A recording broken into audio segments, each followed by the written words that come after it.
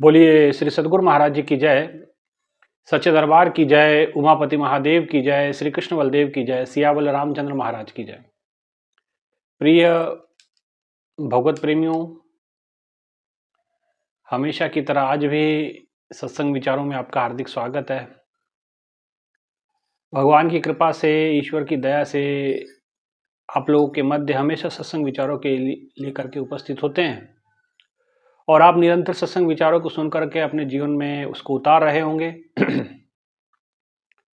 भाइयों बहनों, सत्संग विचारों को जब तक अंगीकार नहीं किया जाएगा, सत्संग विचारों का पूर्ण रूपेण लाभ आपको नहीं मिलेगा। सत्संग विचारों को सुन करके एक पुण्य तो आप प्राप्त कर लेते हैं, लेकिन उस पुण्य का फलीभूत होना तभी संभव है जब सत्संग विचारों को अंगीकार किया जाए। और सत्संग विचारों के अंदर बहुत सारे विचार हैं जो आध्यात्मिक भी होते हैं, कुछ सामाजिक भी होते हैं, कुछ राजनीतिक भी होते हैं। हर प्रकार की जागरूकता होती है, हर प्रकार की समझदारी, विवेक के प्रति सजग हम कैसे हों, विवेक कैसे हमारे अंदर जागरूक हो, हर विषय को लेकर के सत्संग विचारों को आपके मध्य लेकर के उपस्थित हुआ जाता है। इन विचारों का उद्देश्य केवल मात्र आपके भीतर परमात्मा के प्रति प्यास पैदा करना ही नहीं, सामाजिक विकृतियों को भी दूर करें। हम अपने विकारों से कैसे लड़े, हम अपने विचारों से जो कुविचार हैं जो और हमारे कुकृत्य हैं उनका कैसे हम उसके से छुटकारा पाए, कैसे हम अपने जीवन में सुंदरता को माने पवित्रता को धारण करें, सुंदर विचारों को धारण करें। ये तमाम मुद्दों को लेकर के, विचारों को लेकर के हम आपके मध्य रहते हैं और बहुत मेहनत के द्वारा, बहुत आत्मचिंतन के द्वारा ये विचार आप तक पहुंचाने का प्रयास करते हैं। तो आपसे भी हम उम्मीद रखते हैं कि आप इन सत्संग विचारों को पूर्ण सुनते होंगे और पूर्ण सुन करके अपने जीवन में उतारते होंगे। अपने जीवन में इसका जरूर कहीं ना कहीं आप इसका लाभ लेते होंगे। भाइयों बहनों, आज भी एक ऐसे ही विचारों को लेकर के हम आपके मध्य उपस्थित हुए हैं। हो सकता है कि हमारे जीवन में बहुत लाभप्रद हो और उन विचारों को सुन करके हो सकता है कि आप अपने जीवन को और परिष्कृत करें और सुंदर बनाएं और पवित्रता की श्रेणी में जाएं और हम ईश्वर की ओर उन्मुख हो जाएं। समाज में हमारा एक अच्छे सद्गुणों से हमारा परिचय हो। भाइयों बहनों, विचार करते हैं आज की आधुनिक शिक्षा की। कुछ बातें ऐसी हैं जैसे कल एक पेरेंट्स हमारे पास आए और वो एक बात को लेकर के कहे कि स्वामी जी, ये बच्चे हमारी बात नहीं मानते हैं। अब बात हमारी नहीं मानते तो बात नहीं मानने का कारण क्या? बच्चे जिद्दी हैं। अब बड़ी दुविधा वाली बात है कि हम कुछ शक्ति करते हैं तब भी डर लगता है कि कहीं कुछ ऐसा काम ना कर ले, क्योंकि ऐसी घटनाएं हाल ही में कुछ घटी हैं कि एक बच्चे को डांटा, बच्चे ने या बच्चे से मोबाइल छीना, माता पिता ने या माँ ने। आप न्यूज़ में हमेशा फ्लैश होते रहते हैं कुछ ऐसी न्यूज़ हैं। अब बच्चे ने जो है वो न्यूज़ या जो भी वो देख रहा होगा टीवी पे, उसका रिमोट माता ने छीन लिया और वो अपना छीन करके किचन में चले गई, लेकिन पीछे से बच्चे ने जो है अपना नुकसान कर लिया। वो छत पर से कूद गया, मर गया। तो ऐसे बड़े सारे घटनाएं हैं, ऐसी बहुत सारी घटनाएं समाज के अंदर घट रही हैं। तो एक छोटी सी घटना मैंने आपको दी जो हमारे नोटिस में आई है। तो कल माता पिता प्रेमी हैं, गुरु भाई हैं, गुरु बहन हैं, तो उन्होंने पूछा कि स्वामी जी बताइए, अब हम हमारे लिए क्या हम कर सकते हैं, क्या कैसे हम इन सब चीज़ों से छुटकारा पाएँ, कैसे हम निराकरण पाएँ। बच्चों को डांटते हैं, डर लगता है कहीं कुछ ऐसा कम ज़्यादा ना कर लें, ना कहें तो निरंकुश हो जाएंगे, उनका व्यभिचारी हो जाएंगे, कुछ ऐसे कुकर्मी बन जाएंगे, कुछ गलत आचरणों को धारण कर लेंगे। क्या इसका विचार क्या है? तो आज इसी विषय को लेकर के हम थोड़ा सा इसको डिटेल में समझने का प्रयास करेंगे। भाइयों बहनों, जो इंसान का स्वभाव होता है वो जन्मों जन्मों के संस्कारों से बनता है और ये संस्कार, देखिए एक बात आपको समझनी पड़ेगी, ग्रंथों में कहा कि मनुर्भवो मनुर्भव, मनुष्य बनो मनुष्य बनो। देखो गधे को गधा बनाना नहीं पड़ता, एक बात समझ लीजिए, कुत्ते को कुत्ता बनाना नहीं पड़ता, बिल्ली को बिल्ली बनाना नहीं पड़ता, शेर को शेर बनाना नहीं पड़ता। वो शेर बन के पैदा होते हैं, शेर ही रहते हैं। उल्लू बन के ही पैदा होते हैं, उल्लू ही रहते हैं। उनके लिए कोई हॉस्पिटल नहीं है, कोई स्कूल नहीं है, कोई ऐसी कार्यशालाएं नहीं है, कोई ऐसी प्रयोगशालाएं नहीं जहां उनकी शिक्षा दीक्षा की व्यवस्था हो। लेकिन एक मनुष्य ये है तो प्राणी ही, इसको प्राणी ही कहते हैं, लेकिन इसके लिए सारी सुविधाएं हमको करनी पड़ती हैं। इसके लिए स्कूल कर बनाने पड़ते हैं, इसके लिए तमाम प्रयोगशालाएं बनानी पड़ती हैं, इसके लिए तमाम कुछ ऐसी क्लासेस करनी पड़ती हैं। कुछ माता पिता को अपना परहेज, अपना जो है संयम बरत करके इनके जीवन में संस्कार ऐसे डालने पड़ते हैं। ये जो चारों पांचों चीजें जब जुड़ती हैं तब जाके एक आदमी बनता है, मनुष्य बनता है। माने मनुष्य को मनुष्य बनाना पड़ता है। मनुष्य के बच्चे को मनुष्य बन के पैदा नहीं होता, वो शरीर मनुष्य का लेता है, लेकिन देखन को नर दिसत पर लक्षण सारे पशु के हैं। पर दिखने के लिए इंसान है स्वभाव से, लेकिन अगर उसके ऊपर काम ना किया जाए, उसको संस्कारित ना किया जाए, तो वो पशु का पशु ही रह जाएगा, है ना।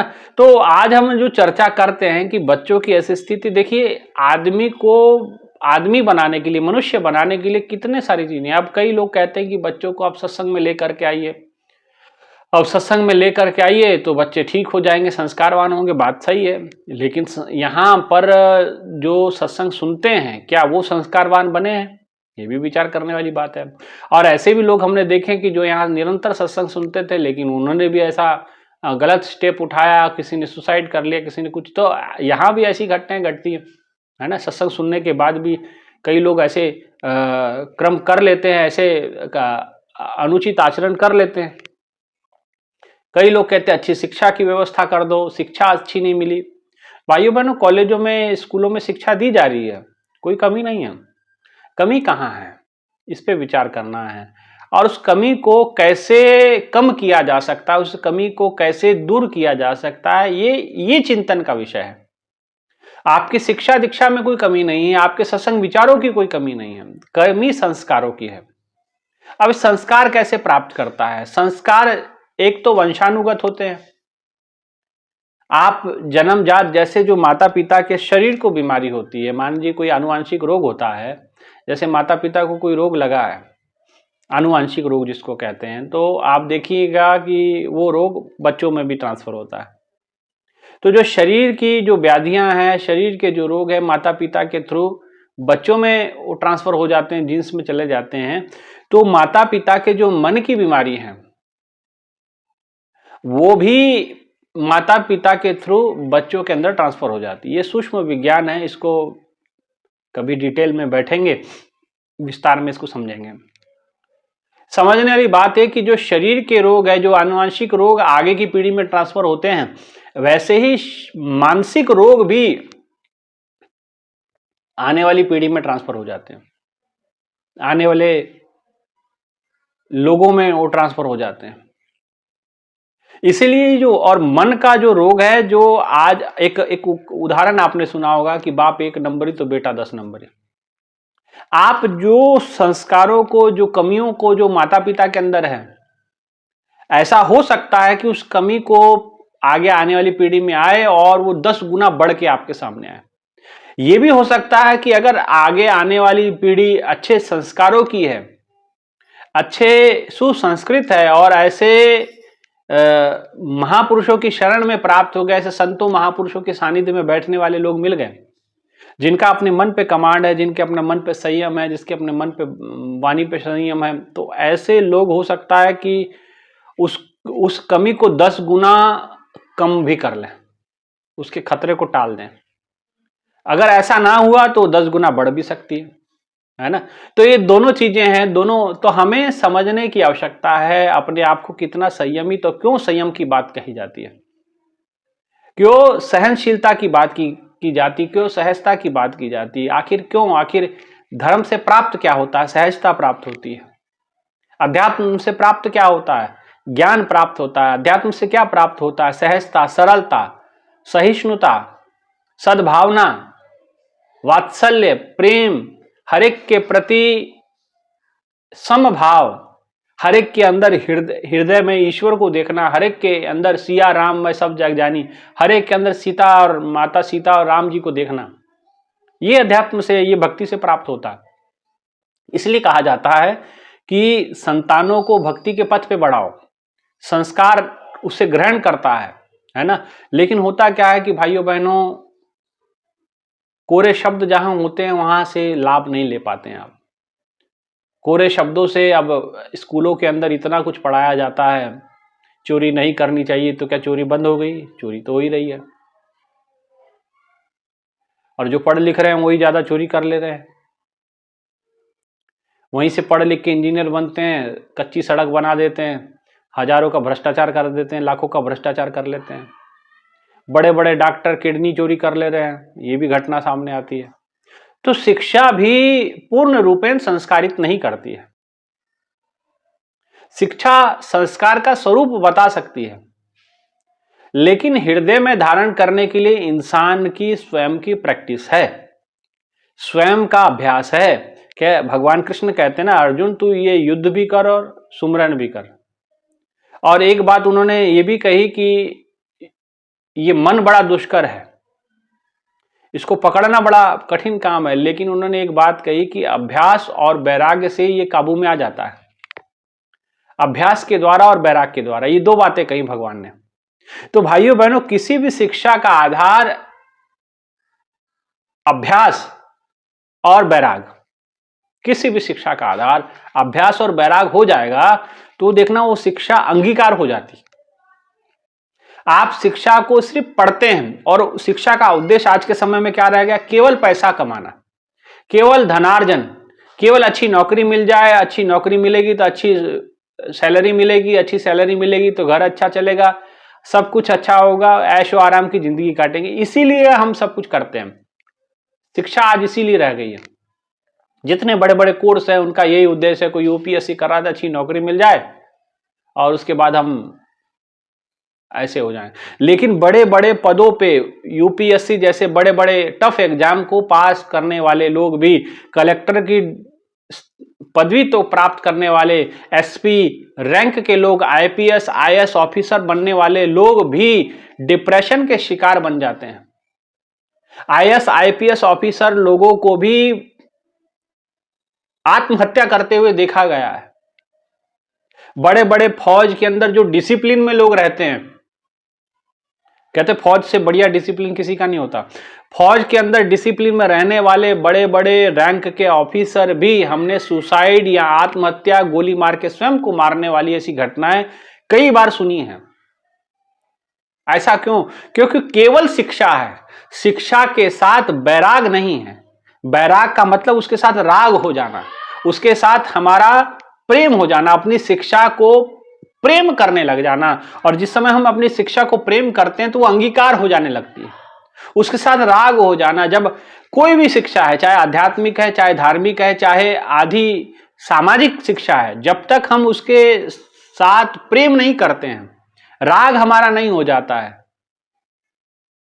तो वो शिक्षा अंगीकार नहीं होती। और जब अंगीकार नहीं होती तो कोरी शिक्षा से कभी परिवर्तन नहीं आता, कोरी शिक्षा से कभी कोई कार्य सिद्ध नहीं हुआ करता, कोरी शिक्षा से कोई उपलब्धि नहीं हुआ करती है।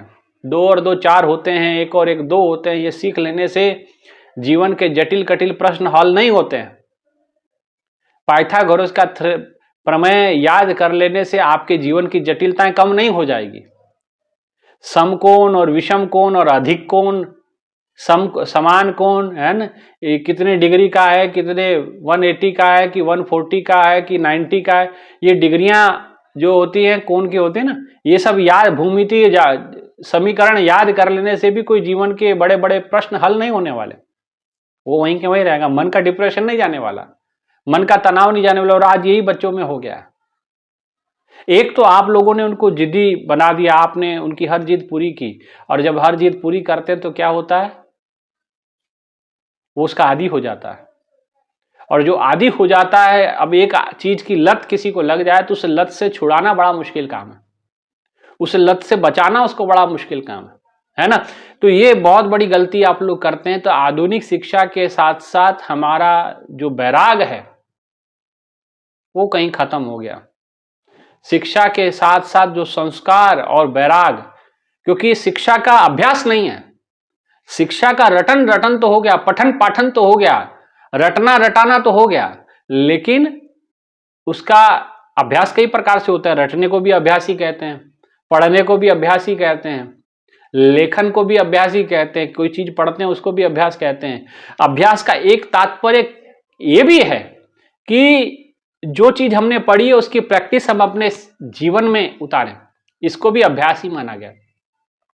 तो केवल हम पढ़ने और लिखने को ही अभ्यास मान के बैठे हैं, रटने रटाने को अभ्यास मान के बैठे हैं, उन विचारों को जीवन में लागू करने का अभ्यास कौन करेगा? और यही गलती होती है। हमने जो भी पढ़ा, जो भी सीखा, उसको हम अपने जीवन पे लागू नहीं कर पाए, ये अभ्यास नहीं कर पाए। बाकी सारे अभ्यास आपने किए, बाकी सारे कार्य आपने किए, लेकिन आपने ये जो अपने जीवन में उतारना था ये अभ्यास नहीं किया। चाहे धर्म के ही ले लो, अध्यात्म की ही सत्संग विचारों को ले लो, सत्संग विचारों को आप सुनते हैं, सुनने से आपने चिंतन किया, मनन किया, उसको अपने जीवन में लागू करने के लिए कौन सा अभ्यास अपनाया आपने? कौन सा पराक्रम चलाया? कौन सा जो है आपने उपक्रम चलाया जो आप अपने जीवन में उसको कैसे अंगीकार कर पाए? तो वो अभ्यास जो अपने ऊपर करना था, उस शिक्षा को भीतर उतारना था, अपने ऊपर लागू करना था, और उसको लागू करके उसका अभ्यास, क्योंकि बार बार तो अभ्यास तो मांगता है ना शरीर। कोई फौज में भर्ती होता तो जाते तो बंदूक नहीं पकड़ा देते ना, उसको अभ्यास कराते हैं कि देख निशाना लगना चाहिए। ऐसे शिक्षा है, शिक्षा पढ़ते हैं, रटते हैं, लेकिन हम उसको अपने जीवन में लागू करने वाला जो अभ्यास है वो नहीं कर पाते। जीवन में उतारने वाला जो अभ्यास है वो नहीं किया हमने, सिर्फ रटा, पढ़ा, लिखा, समझा, लेकिन वहीं तक सीमित रह गया, वो भीतर नहीं उतर पाया, अपने जीवन पे लागू हम नहीं कर पाए। तो ये लागू करने वाला जो अभ्यास था वो नहीं रहा, इसीलिए आज ऐसी ऐसी घटनाएं घटती हैं। तो भाइयों बहनों, सभी माता पिताओं को कल हमने भी यही बात समझाई कि जो भी आप सुनते हैं यहाँ पे, उसको कोशिश करें कि अपने ऊपर लागू करें। और जब हम अपने ऊपर लागू करेंगे, देखेंगे कि आप जब लागू करेंगे तो आपको अपने बच्चे को सिखाना, समझाना आसान हो जाएगा।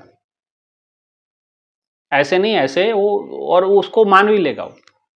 जब आप ही संस्कारित नहीं है, उस संस्कारों का अभ्यास आपने जीवन में नहीं किया, तो फिर आप नहीं समझा पाएंगे, ना ही कुछ कर पाएंगे। इसलिए भाइयों बहनों, अगर ऐसी संसार में घटनाएं समाज में घटती हैं, दुखद है। कोई गया जीव वापस नहीं आ सकता, जीव में बहुत बड़ी संभावना है, उसको संभव किया जा सकता है, लेकिन उसके लिए उसको उचित वातावरण देना जरूरी होता है। पौधा है, पौधा बीज डला है, लेकिन उसको वातावरण नहीं मिला, थोड़ा सा बड़ा हुआ पशु खा गया, तो उसकी सुरक्षा भी जरूरी है। थोड़ा बड़ा हुआ कि कोई काट के ले गया तो भी वो पौधा बड़ा नहीं हो पाएगा, फल नहीं दे पाएगा। तो इसलिए पूरा उसका रक्षण, संरक्षण, उसके संस्कारों की व्यवस्था, उसके शिक्षा दीक्षा की व्यवस्था, और उसके जीवन में इस सब का अभ्यास आ जाए, ये सबसे बड़ी बात।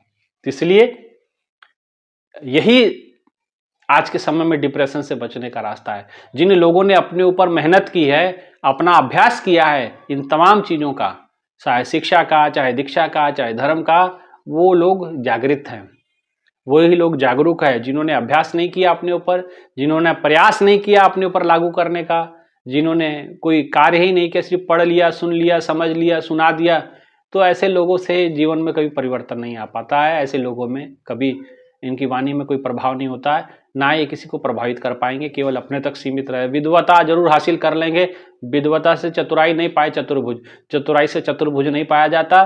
चतुराई से लोगों को आप प्रसन्न कर सकते हैं, लेकिन है ना, भेष दिखाए जगत को, लोगन को वस्कीन, अंतकाल काटी काटियो बाक नरक में लीन, बाकी समय नरक में ही लाना पड़ेगा। इसलिए अच्छे गुणों का अभ्यास जरूरी है। अपने जीवन में कुछ अच्छाई को धारण करना तो उसका बार बार प्रयास करना पड़ता है, बार बार अभ्यास करना पड़ता है। जब अभ्यास इतना करो कि शरीर उसका आदी हो जाए, ठीक है ना।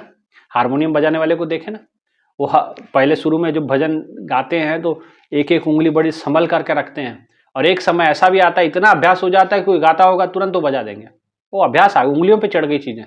ऐसे ही जीवन में वो चीजों को लागू करना पड़ता है ना, अभ्यास से ये होगा। तो इसलिए अच्छे गुण भी हैं, अच्छे संस्कार भी हैं, अच्छी शिक्षा भी है, अच्छी दीक्षा भी है, आध्यात्मिक शिक्षा भी है, आध्यात्मिक जानकारियां भी है, धार्मिक जानकारियां भी हैं, किसी प्रकार की कोई कमी नहीं है। कमी कहाँ है? इन तमाम चीज़ों को अपने जीवन में जो लागू करने के लिए जो अभ्यास है वो हम नहीं कर पाए, है ना। और यही कारण है कि ऐसी दुखद घटनाएं घटती हैं। इसलिए भाइयों बहनों, सभी माताएं बहनों से अनुरोध है कि अच्छी शिक्षा दीक्षा के साथ साथ उन अच्छे गुणों को अंगीकार करने के लिए जो अभ्यास है वो अभ्यास स्वयं भी करें और अपने संतानों को भी कराएं, ताकि ऐसी दुखद घटना दोबारा ना हो, है ना। इन्हीं विचारों के साथ अपने विचारों को यहीं विराम देते हैं। बोली श्री सद्गुरु महाराज जी की जय, सच्चे दरबार की जय, उमापति महादेव की जय, सियावल रामचंद्र महाराज की जय। जय श्री राम। धन्यवाद।